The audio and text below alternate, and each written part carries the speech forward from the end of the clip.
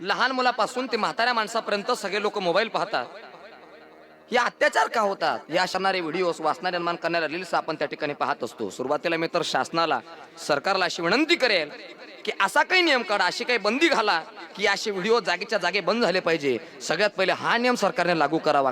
आणि झालेली जी घटना आहे, या घटनेचा निषेध आपण सगळ्या महाराष्ट्राने त्या ठिकाणी केला. पण ज्या कुटुंबावर हे दुःख आले त्या कुटुंबाचं दुःख फार मोठं आहे. त्यांच्या दुःखामध्ये आपण सामील होऊ शकत नाही आणि तितकी ताकद आपल्यात सुद्धा नाही. ऐका, लहानशा चिमुकलीवर इतका मोठा अत्याचार होत असेल, दगडाने टेसून जर तिची हत्या केली जात, मेडिकल कॉलेजला ती मुलगी होती, तिच्यावरती अत्याचार झाला, 80 वर्षाच्या म्हातारीवर सुद्धा बलात्कार होतोय, ही महाराष्ट्राची दुर्दैव परिस्थिती आहे. या महाराष्ट्रामध्ये अशा गोष्टी घडणं हे जरा चुकीचं आहे. का?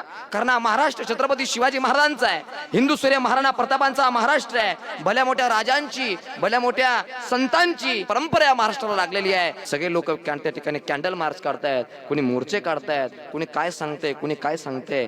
सगळं बरोबर आहे, सगळं बरोबर आहे. पण ज्या कुटुंबावर आलेलं दुःख आहे, जो अत्याचार झालेला आहे आणि या झालेल्या घटनेला आपण थांबवलं पाहिजे. तर याच्यासाठी सगळ्यात मोठं कारण असेल, आपल्या घरामध्ये आपण ज्या वेळेला टीव्ही पाहत असतो, तर टीव्ही पाहत असताना आपण एखादा शो म्हणा, एखादी मालिका म्हणा, एखादा चित्रपट म्हणा, आपण सगळं कुटुंब बसून पाहू नाही शकत, नाही पाहू शकत. ती महाराष्ट्र चित्रपटवाल्यांनी असे काही चित्रपट काढावे की त्या आपल्या कुटुंबातले लहान सदस्यापासून तर चांगल्या 70-80 वर्षाच्या सदस्यापर्यंत ते चित्रपट आपण जसं भल्या मोठ्या आवडीने पाहू शकलो पाहिजे, नाही का?